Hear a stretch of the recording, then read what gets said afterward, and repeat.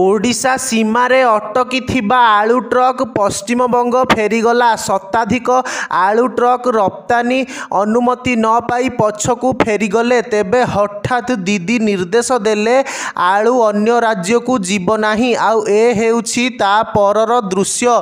ओडिशा पश्चिमबंग सीमा बालेश्वर जिला Lakshmannath toll gate रे आलू गाड़ी दीर्घ समय छिड़ा हेबा परे पश्चिमबंग मुख्यमंत्री निर्देश क्रमे ए समस्त गाड़ी ओडिशा और आंध्र को जीवा बदल रे पुणी निज राज्य को फेरी जाउछि। आलू पाई पड़ोशी पश्चिमबंग उपरे ओडिशा अधिक निर्भर करिथाए। एई बाट देई प्रतिदिन शह शह आलू ट्रक ओडिशा को आसे, किंतु गुरुवार रातिरु एमिति धाड़ी की धाड़ी ठिया होइछि शह शह आलू बोझेई ट्रक।